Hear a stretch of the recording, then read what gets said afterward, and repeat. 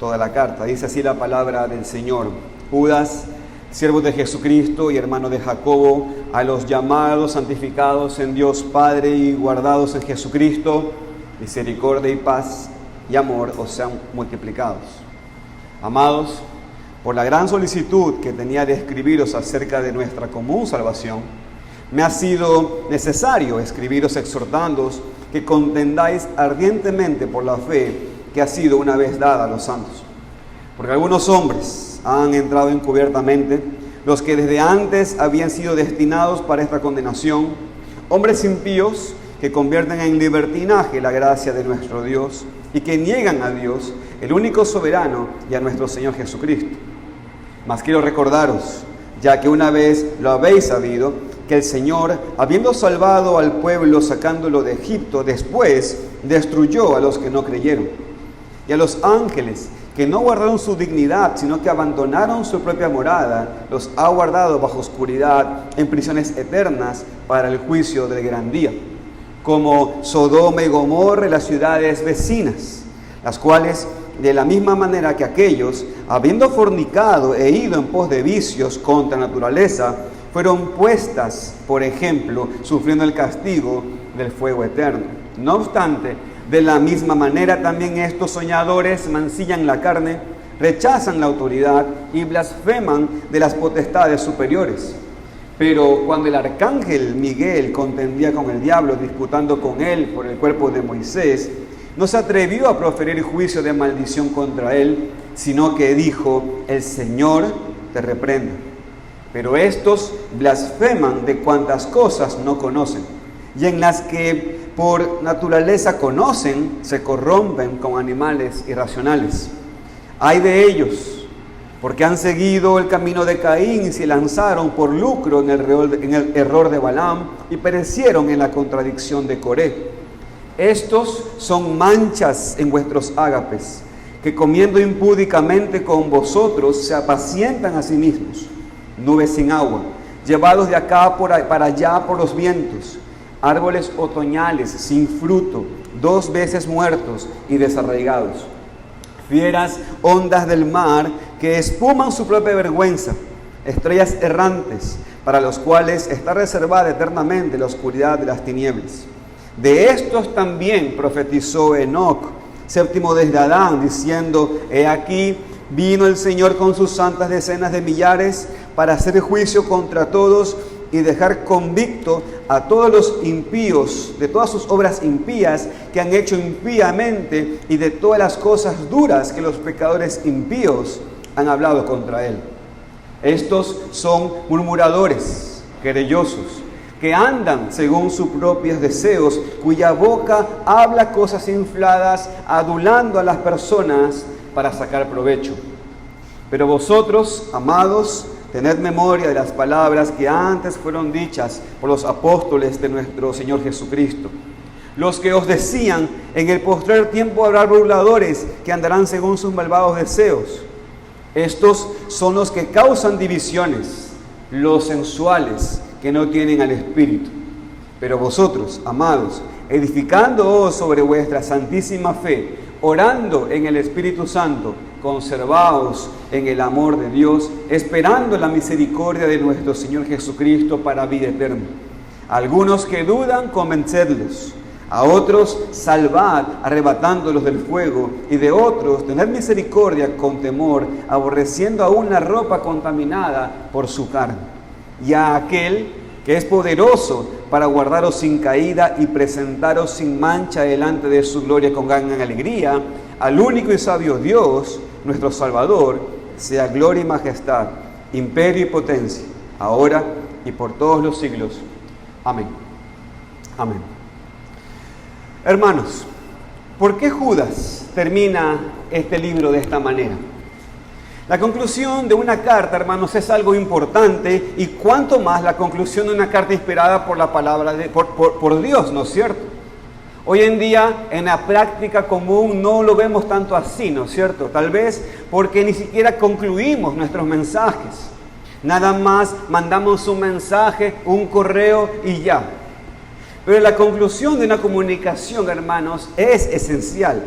como terminar no es algo fácil, pero sí es importante. Ahora, estos últimos versículos del libro son muy conocidos, ¿no es cierto? Y sobre todo por nuestra congregación es muy conocido. Tal vez nunca lo hemos considerado en su contexto, como estamos haciéndolo en este estudio, pero lo conocemos como una doxología que escuchamos en la iglesia. Pero no pensamos, hermanos, en cómo terminan este libro de manera específica y por qué terminan estos textos en este libro de manera específica. Pero tomando en cuenta lo que hemos estudiado en estas semanas, la pregunta es esta, hermanos, ¿por qué Judas terminó su libro de esta manera? Por un lado, si usted se pone a pensar, no parece tener mucho sentido de que Judas haya terminado el libro así. Hermanos, si recuerdan, Judas ha estado hablando de un gran peligro para la iglesia de Cristo. Un peligro que puede destruir a la iglesia, que puede desviar a las personas y llevarlas al infierno. Judas decidió, hermanos, no escribir a la iglesia de la común salvación como era su deseo y su intención antes, y lo pudimos ver en el principio de la carta, sino que Judas decidió dedicar este tiempo para exponer el peligro de los hombres impíos que habían entrado encubiertamente a la iglesia y que querían convertir la gracia de Dios en libertinaje. Ahora, mandó a la iglesia a contender ardientemente por la fe que ha sido una vez dada a los santos. Ha estado avisando fuertemente de un peligro que puede destruir a cualquier iglesia. Entonces, tal vez, hermanos, nosotros esperaríamos que igual, de una manera fuerte, otra vez enfatizando el peligro y la responsabilidad de los cristianos a estar en la batalla, pues esperaríamos que eso es lo que Judas así vuelva en su escrito. Porque cuando nosotros queremos avisar a alguien en contra de un peligro o un error, normalmente nos enfocamos mucho en el peligro mismo hasta el final, ¿no es cierto? Porque es algo muy importante y no queremos cambiar de tema. Pero aquí Judas parecería que cambia de tema. Es más, Judas, uno lo ve y uno dice, pero tuvo que haber terminado más bien con unos textos atrás. Es más, mire por favor los versículos 22 y 23, porque parecería que más bien Judas debería haber terminado allí la carta. Mire lo que dice el versículo 22 y 23. Algunos que dudan, ¿qué? Convencedlos. A otros salvad, arrebatándolos del fuego. Y de otros, tened misericordia con temor, aborreciendo aún la ropa contaminada por su carne. Hermanos, estos versículos son consecuentes a lo que Judas viene diciendo en la carta. Él tuvo que haber terminado aquí. O vamos a decirlo de otra manera. Supongamos que no hubiera terminado aquí, sino que los últimos textos, Judas pudo haber regresado, en la última parte del libro, pudo haber regresado al énfasis con el cual comenzó el libro, ¿no es cierto? Otra vez más, el énfasis del gran peligro de esos impíos y la necesidad de contender por la fe. Pero no lo hace así. Judas termina con una de las más conocidas y más maravillosas doxologías, hermanos, que tenemos en nuestras Biblias, dando gloria a Dios, hablando de sus perfecciones y mostrando que Él debería ser glorificado. Hermanos, Judas termina con un enfoque en Dios, en un enfoque en su poder, con un enfoque en su gloria, con un enfoque en su majestad, con un enfoque en su autoridad. Y lo hace primero para que no terminemos nosotros, hermanos, muertos de miedo por los falsos maestros y los falsos hermanos, sino que más bien nosotros crezcamos en confianza en que el poder lo tiene nuestro Dios. Pero lo hace también para recordarnos, hermanos, que la victoria es del Señor, hoy y para siempre. Hermanos, sí, es verdad, hay mucho peligro hasta hoy en día en la iglesia. Sí, hermanos, hay mucho que hacer, hay que pelear, hay que batallar, hay que contender por la fe, tenemos que cuidarnos a nosotros mismos, también tenemos que rescatarnos unos a otros. Pero hermanos, al final de cuentas, ya servimos al único que puede vencer a esos malos. Y Él merece ser nuestro enfoque. merece toda nuestra alabanza y gloria.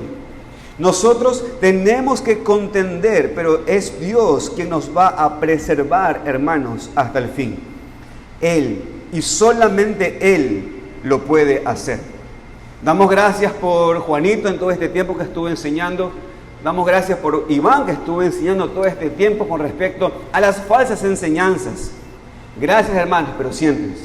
Nosotros confiamos en el Señor. Gracias por su advertencia, gracias por su esfuerzo. Pero al final sabemos que es el Señor el que nos va a preservar. No podemos resistir este tipo de maldad que hemos estudiado en nuestras fuerzas. De hecho, ninguna iglesia, por tan sana o tan reformada que sea, aún con varios pastores que puedan defender con sus fuerzas, que puedan pensar que estos tipos de hombres nunca pueden entrar en la iglesia local. Hermanos, nosotros necesitamos al Señor, al único y sabio Dios que merece toda honra y toda gloria, porque si el Señor no está en la ciudad, en vano vela la guardia. Pero también, hermanos, Judas nos lleva a darle gloria a Dios porque de tantos errores, piensen eso, hermanos, escúchenme, y no le quiero spoilear el mensaje a Iván el próximo domingo, pero yo quiero que usted entienda esto. De tantos errores, de tantas herejías, de tantas falsas religiones, de tantas huecas sutilezas de la filosofía, hermanos, Dios nos ha librado de caer. Somos descendientes de Adán y Eva, de la pareja que vendió la verdad.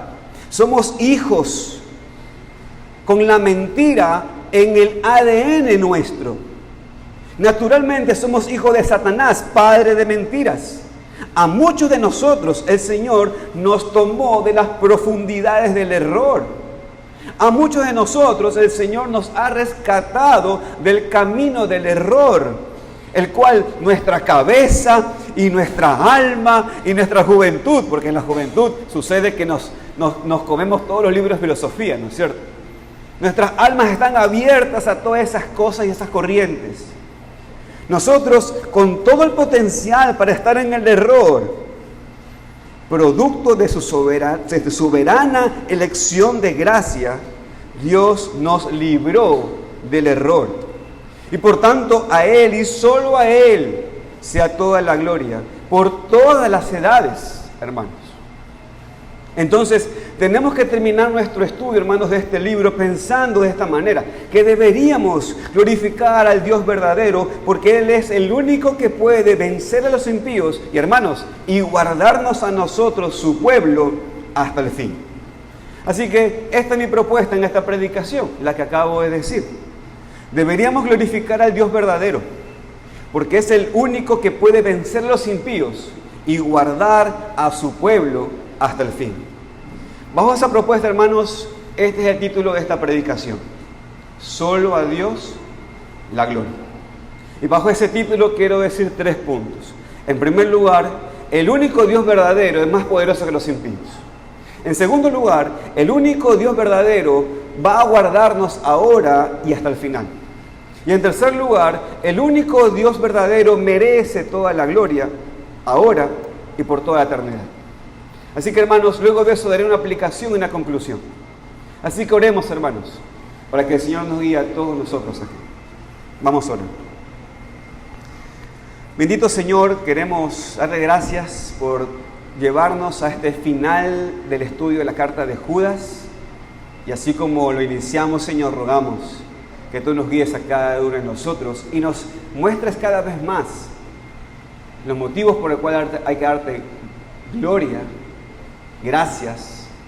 Y Señor, tú nos has librado del error. Y ya allí hay una clara verdad por toda la eternidad para alabarte y agradecerte. Pero Señor, rogamos que tú nos sigas exponiendo tu palabra. Guíanos, te lo rogamos, Señor, en el nombre de Cristo Jesús. Amén. El único Dios verdadero, hermanos, es más poderoso que los impíos, y Judas quiere aclararlo aquí. Esta doxología empieza con estas palabras. Observen: y aquel que es poderoso. El énfasis aquí, al final de la carta, hermanos, ¿en dónde está? ¿En los falsos maestros o en Dios? En el Señor. ¿Y en qué parte está? en su poder. E igual en el siguiente versículo habla de su imperio y potencia. Hermanos, pero aquí al principio creo que deberíamos pensar en el poder de nuestro Dios en comparación con el poder y la influencia de los hombres impíos en contra de los cuales Judas nos ha avisado.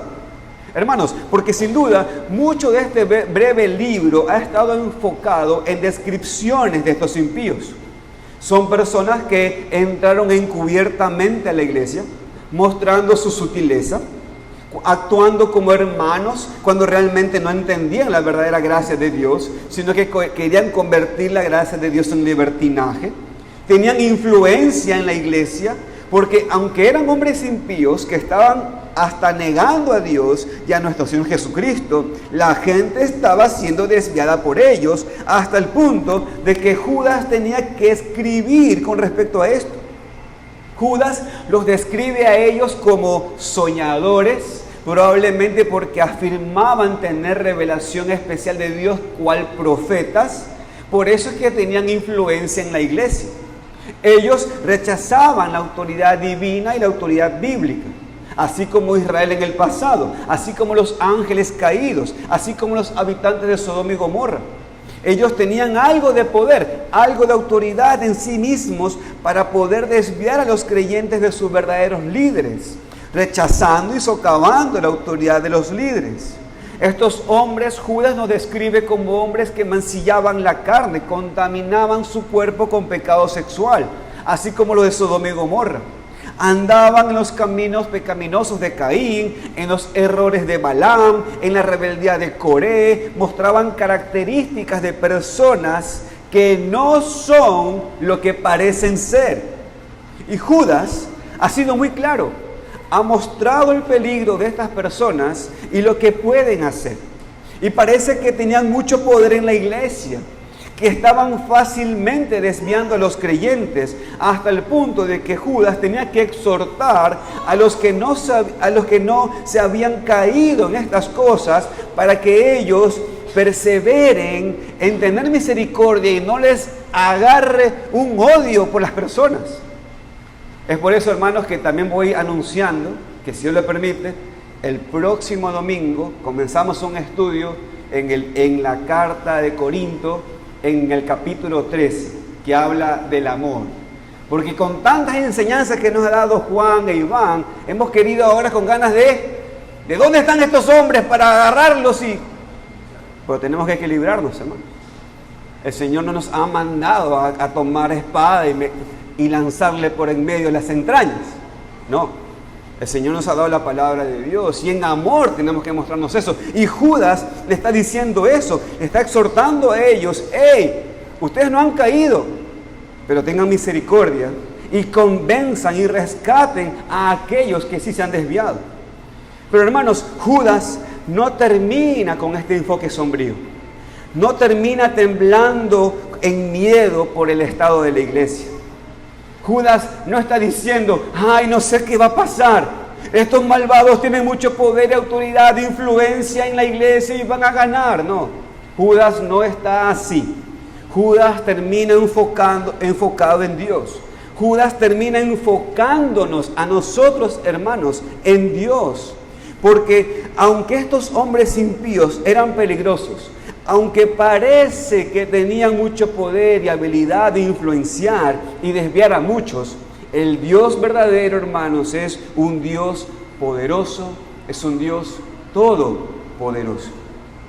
Hermanos, Él es más poderoso que algunas personas que han sido condenadas desde la eternidad pasada. Más poderoso que estos hombres sensuales, sin el Espíritu. Por eso Judas termina así, hermanos: y a aquel que es poderoso. Cristiano querido que está aquí, escúchame. Levanta tu mirada a tu poderoso Dios. Recuerda a aquel que es poderoso. Porque sí, la iglesia de Cristo hoy en día parece a veces estar en un estado terrible, atacada por fuera y atacada por dentro. Sí, es obvio que personas han entrado encubiertamente a las iglesias para destruirlas, para desviar al rebaño de la sana doctrina, de la sana práctica. Hay tanto pecado en la iglesia hoy en día que a veces no parecen ser muy diferentes que el mundo. Pero hermanos, no temblamos en miedo por el estado de la iglesia. Claro que estamos alerta, claro que estamos contendiendo por la fe, claro que nos conservamos en el amor de Dios mientras nos edificamos sobre nuestra fe, oramos en el Espíritu y esperamos la misericordia de Cristo, hermanos. Pero no tenemos miedo, no temblamos, no entramos en pánico, porque tenemos a aquel que es poderoso. Tenemos a nuestro Dios, el único Dios verdadero que es más poderoso que los impíos. Ahora bien, ¿qué hace este poderoso Dios? El único Dios verdadero que es más poderoso que los impíos rebeldes. Y esto, hermanos, me lleva al segundo punto del sermón. El único Dios verdadero va a guardarnos ahora y hasta el final. Hermanos, ¿por qué Judas nos dice específicamente que este Dios es para? La pregunta es, ¿para qué? Mire lo que dice el texto, hermanos, ahí en Judas. Dice, para guardaros sin caída y presentaros sin mancha delante de su gloria con gran alegría. Hermanos, entonces no nos quedamos simplemente con la perfección de Dios, que Él es poderoso, sino que vemos cómo esta perfección de que Dios es poderoso, ahora vemos cómo esa perfección nos afecta, cómo Él usa su poder en nuestras vidas y específicamente en este contexto del peligro de la iglesia. Hermanos, en este versículo lo hace de dos maneras. Dios es poderoso para guardarnos ahora y hasta el final. Primero dice que Dios es poderoso para guardarnos sin caer. Hermanos, Dios puede protegernos de caer. Dios puede protegernos de fallar. Y obviamente el contexto es lo que hemos visto en este libro. La protección para no caer en las falsedades de los hombres impíos. La protección para no caer en dudas o en el fuego o en la contaminación de estos errores para siempre. La idea, hermanos, es guardar, así como un pastor a sus ovejas, o proteger los bienes de una persona. Y claro que en un contexto espiritual es algo mucho más importante. No queremos, hermanos, caer en el error. No queremos caer en la falsedad. No queremos caer en el libertinaje, siendo tentados por el mal e influenciados por personas que entran nada más para destruir. No, hermanos, Dios es fiel y Dios es poderoso, más poderoso que esos hombres malos. Hermanos, Él puede guardarnos, Él puede guardar a su iglesia de este peligro. Vemos quién es quien tiene el poder. No nosotros para siempre estar firmes en nosotros mismos, sino nuestro Dios es poderoso. Judas los había mandado en el versículo 21, hermanos, fíjese, a conservarnos en el amor de Dios. Pero aquí vemos de dónde viene nuestra capacidad para poder hacerlo. Viene del poder de Dios, el que comenzó en nosotros la buena obra y quien va a perfeccionarla hasta el día de Jesucristo. Hermanos, nuestro camino puede parecer muy peligroso y en verdad puede ser peligroso. Hermanos, hay errores por todos lados y más personas que quieren convencernos de que malentendemos la ley de Dios o quieren convencernos que malentendemos la gracia de Dios. Y mientras caminamos en este mundo, hermanos, hay muchos obstáculos, pero es Dios quien nos proteja de caer. Así como alguien quien conoce un camino en el bosque y puede ayudarlo a otros a atravesarlo sin caerse, hermanos, así Dios también guía a su pueblo para que no caigamos en esta vida, en esos errores que nos desvían del Señor, para que no seamos desviados por los malvados que quieren destruir la iglesia. Hermanos, claro que esto no se refiere a la perfección. Por favor, no lea este pasaje pensando, Él nos puede guardar sin caída, significa entonces que nos guarda de no pecar. No, hermanos, no está hablando de eso. No está hablando de esa perfección. Hermanos, nosotros vamos a pecar. De hecho, solemos pecar. Pero lo que significa aquí es que no vamos a caer para siempre. Que no vamos a desviarnos en esta vida y por eso terminar en el fuego. Como estudiamos en versículos anteriores, los que sí están perdidos para siempre. Este texto, hermanos, está relacionado con lo que sigue, que Dios no solamente nos protege ahora, sino también hasta el fin. Dice que Dios es, hermanos, Él es poderoso para también, mire el texto, presentarnos sin mancha delante de su gloria con gran alegría. Y esto es lo segundo del cual el Señor nos guarda y nos preserva, hermanos. Hermanos, ¿saben cuál es la idea con esta frase? La idea es presentarnos parados. Claro, ¿sí? ¿Cuál es lo contrario a caer? Pues estar parados, estar firmes, no caídos. Por eso Dios nos ha dado, hermanos, su armadura, como leemos en Efesios 6, para que estemos firmes. O como dice Pablo en Romanos capítulo 11, para que nuestra fe esté en pie. Y vamos a estar entonces, hermanos, sin mancha.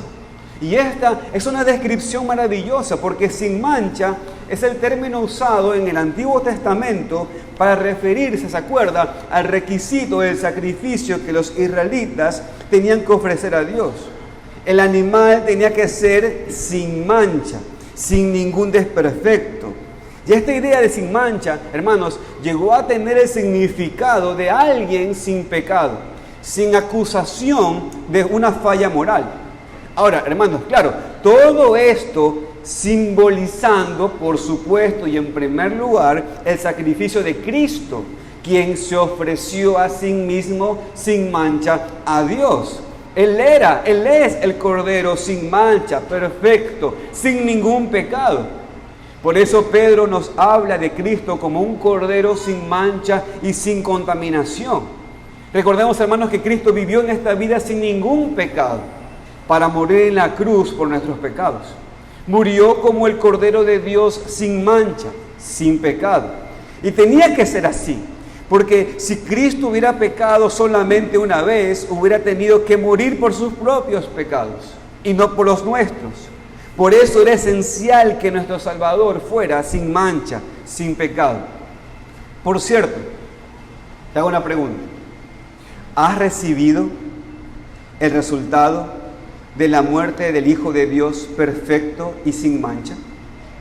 ¿Has recibido la salvación que solamente te da Jesucristo, el Hijo de Dios? Porque sin la limpieza de tu pecado que solamente Dios puede hacer, no puedes estar de pie ante Dios en el día final. Necesitas estar en pie, y eso solamente lo hace Dios por medio de Jesucristo. Él lo hace a ti sin mancha.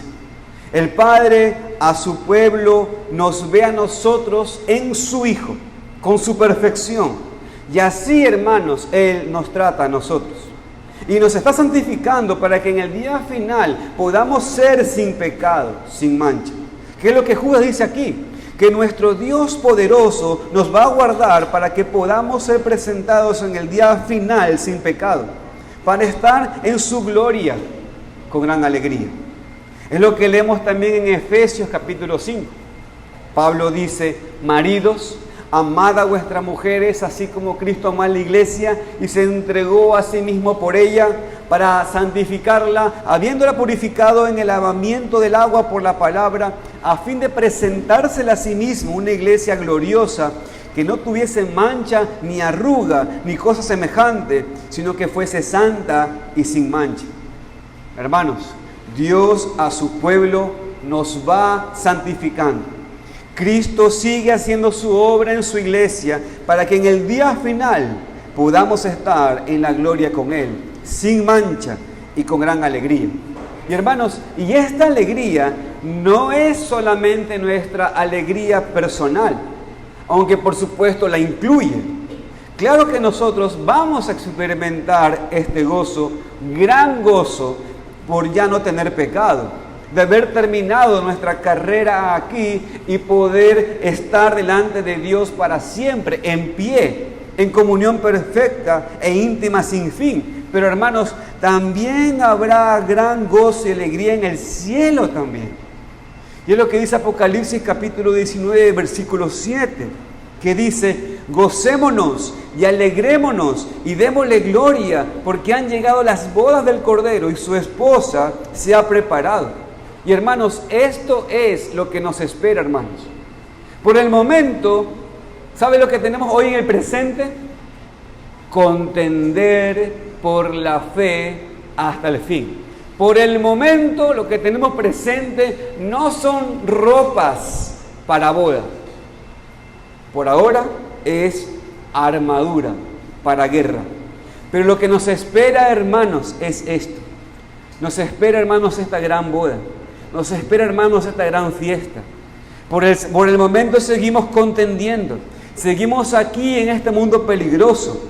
Pero como hijos de Dios podemos vivir en gozo, y también un día de gran alegría nos espera cuando seremos glorificados, purificados de todo pecado y maldad, y disfrutaremos la alegría eterna con nuestro Dios. Porque el Señor, hermanos, nos preserva. Ojo, hermanos, ese día final no será para todos. Y eso también hay que decirlo. Para el incrédulo no será un día de gran alegría. Para el incrédulo será un día de gran tristeza, de dolor y condenación eterna. Pero para sus hijos, Dios va a terminar la obra que ya ha empezado. Va a hacernos perfecto y sin mancha en el día final. Dios va a terminar su obra de salvarnos con nuestra glorificación. Dios es poderoso, hermanos, para guardarnos sin mancha y presentarnos sin mancha delante de su gloria con gran alegría. Y Él es el único que lo puede hacer. Por eso es digno de toda la gloria por toda la eternidad. Y por tanto, hermanos, eso me lleva finalmente al último punto de este sermón. El único Dios verdadero, hermanos, por tanto, merece toda la gloria ahora y para la eternidad.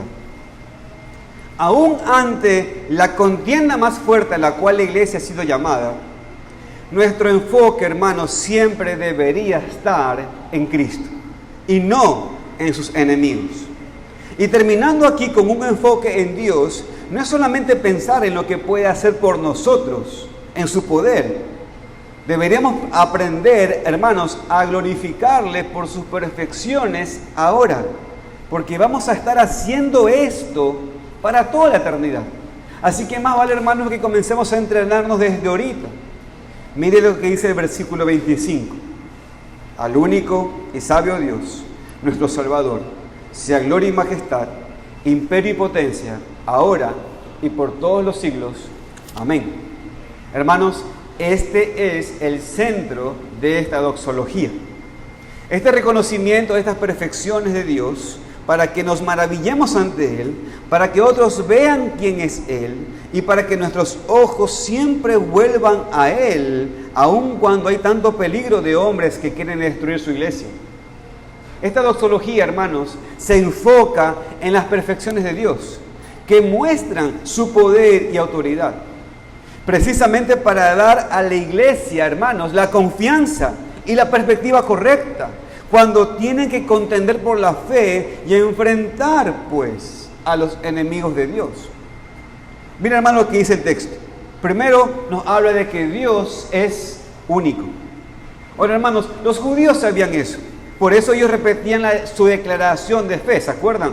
Oye Israel, Jehová nuestro Dios, Jehová uno es. No hay nadie como el Señor.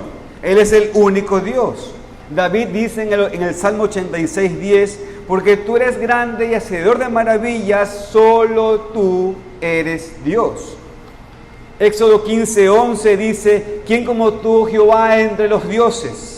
¿Quién como tú, magnífico en santidad, terrible en maravillas, en maravillosas hazañas, hacedor de prodigios?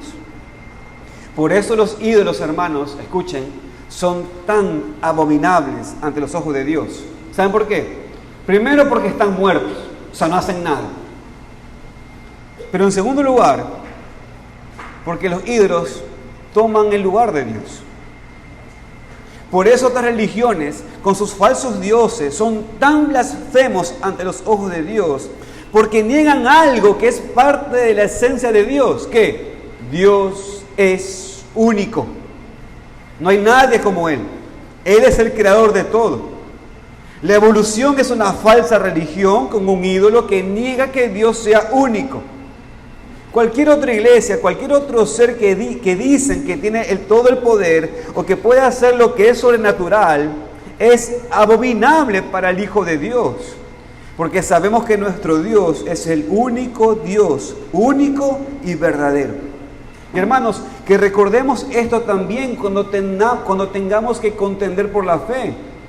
Estos hombres tienen su poder, tienen su influencia, tienen éxito aparente, pero nosotros servimos al único Dios verdadero, que toma en serio su nombre y que toma en serio su reputación y que toma en serio su iglesia.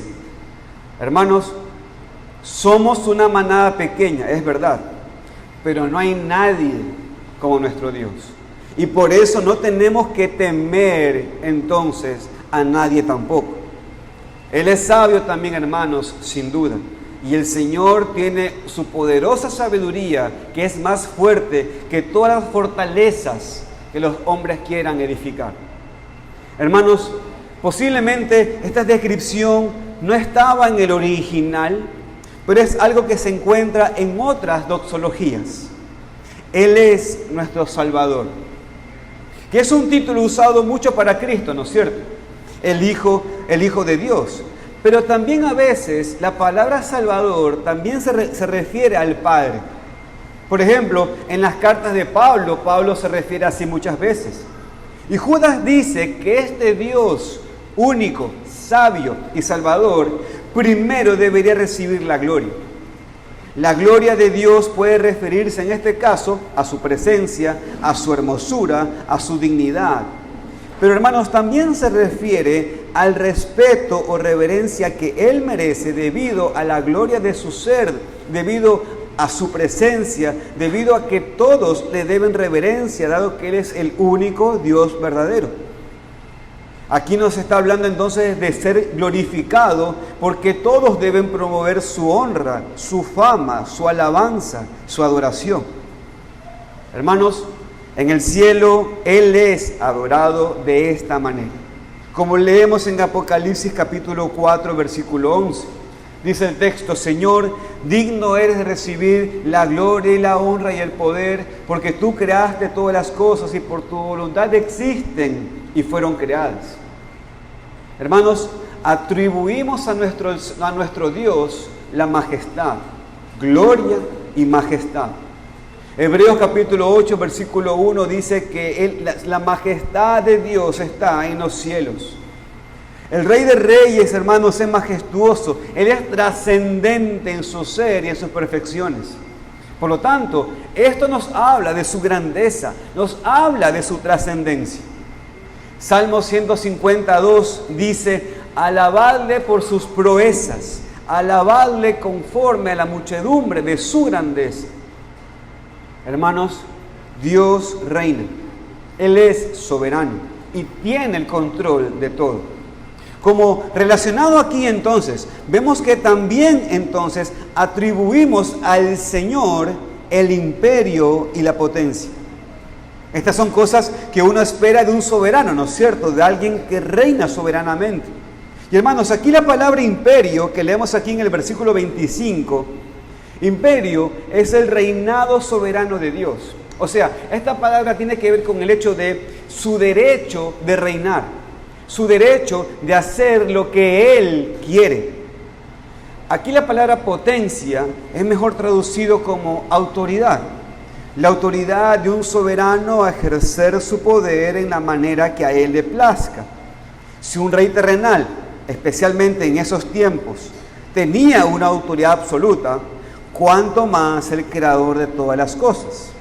Hermanos, esos malvados rechazaron la autoridad de Dios y de sus líderes, pero la autoridad y el poder de Dios no pueden ser resistidos. Él va a ganar. Él reina eternamente y para siempre. que justamente lo que dice Judas para terminar su libro. Él dice: al único y sabio Dios, nuestro Salvador, sea gloria y majestad, imperio y potencia, ahora y por todos los siglos. Hermanos, por un lado, es como Judas escribió en el versículo anterior, que Dios va a guardarnos ahora y para la eternidad. Por eso tiene sentido pensar en cómo Dios es lo mismo aquí, ¿no es cierto? Él no tiene cambios. Él es el mismo ahora y por los siglos. Pero ante todo, hermanos, Judas enfatiza esto precisamente por la misma razón que ha escrito toda esta doxología. Porque aunque vengan hombres infiltrados en la iglesia y aunque parecen estar causando mucha destrucción, hermanos, Dios no cambia y Él va a proteger a su pueblo. Hermanos, los hombres cambian. Hermanos, escúchenme. Desafortunadamente las iglesias también cambian. Las denominaciones cambian. Las asociaciones cambian. Pero Dios no.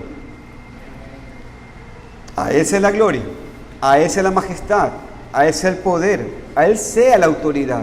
Porque Él existía con estas perfecciones antes del inicio del tiempo. Él tiene estas perfecciones ahora y las usa para el bien de su pueblo. Él será así para toda la eternidad también, sin cambio, como leeremos en Hebreos, que dice: Él es el mismo ayer, hoy y para siempre. Él es el Padre de las luces, en el cual no hay mudanza ni sombra de variación. Tú eres el mismo y tus años no se acabarán. Y hermanos, dado que el Señor no cambia y Él ha prometido guardarnos, ahí, hermanos, tenemos entonces nuestra esperanza y tenemos nuestros motivos para darle gloria al Señor. Amén. Permítanme, hermanos, darles unas aplicaciones a este texto. Hermanos, hay mucha confianza en estos versículos que hemos visto. No son palabras solamente para ser repetidas al final del culto sin pensar en lo que se dice o sin pensar en su contexto. Hermanos, hay lobos vestidos como ovejas en la iglesia de Cristo. Hay personas torciendo la sana doctrina, lastimando a las ovejas, desviando a personas del camino correcto y llevándolos directamente al infierno. Hermanos, no podemos cerrar nuestros ojos y fingir que no hay peligro en nuestros días. La iglesia sí está bajo ataque, pero hermanos, siempre lo ha estado. Por eso Judas dice que tenemos que contender ardientemente por la fe que ha sido dada, una vez dada a los santos. Pero sería incorrecto terminar esta serie, hermanos, solamente pensando en el peligro, en los problemas, porque no es como Judas termina su libro. Terminamos, hermanos, enfocados entonces ¿en quién? En nuestro Dios. Y con mucha confianza en nuestras vidas, debido a quién es Él. Hermanos, piensen en esto. Piensen en la confianza que recibimos, por ejemplo, con respecto a la seguridad de nuestra salvación. Piensen en eso. Entendiendo correctamente estos versículos, creemos en el único ser que puede guardarnos seguros ahora y para siempre. Creemos en aquel que decretó nuestra salvación antes de la fundación del mundo. Aquel que mandó a su Hijo sin mancha para morir por esos que fueron elegidos antes de la fundación del mundo. Aquel que promete guardarnos hasta el día que nos presenten de su gloria con gran alegría. Hermanos, escúchenme, ningún débil demonio puede hacernos nada. El diablo no tiene ningún poder sobre nosotros. Y escúchenme, ni nosotros mismos con nuestras debilidades y nuestros pecados podemos hacer nada cuando Dios ha prometido preservarnos para siempre. Y hermanos, eso es una gran alegría y confianza para nosotros.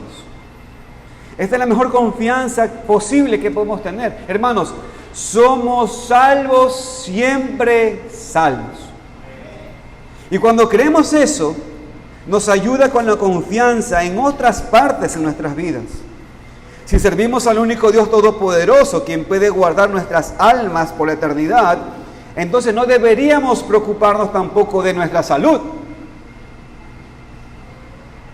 Ahí ya no hubo amén. Claro, en lo otro, toda esa gallada. ¿Y ahora? Vamos a lo práctico, hermanos. O usted también puede hacer algo con su salud. Además de comer bien y dormir bien y tomar agua. Y con bronce.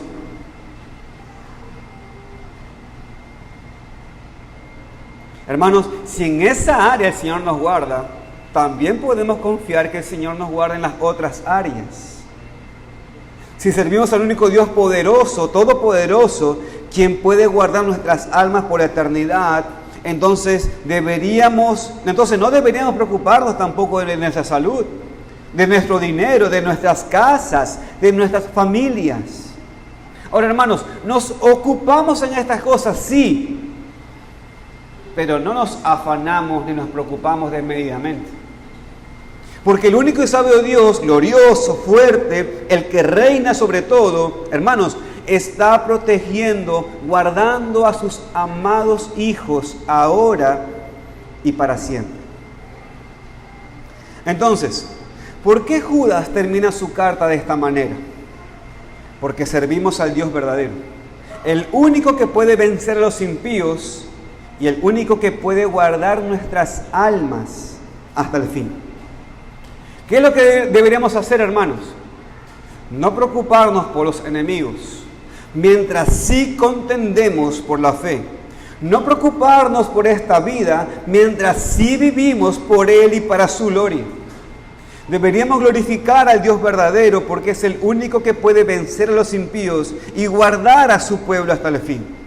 Deberíamos siempre levantar nuestros ojos a nuestro Dios y glorificarle, atribuirle toda la gloria, toda la majestad, todo el imperio, toda la autoridad, ahora y por todos los siglos, mis hermanos. Amén.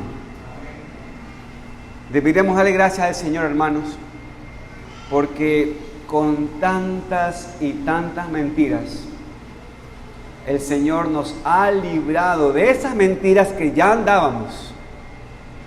Nos ha traído al reino de la verdad que está en Jesucristo.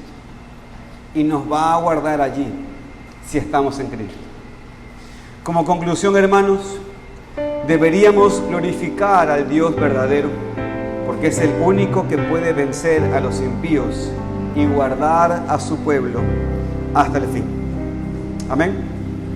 Oremos al Señor.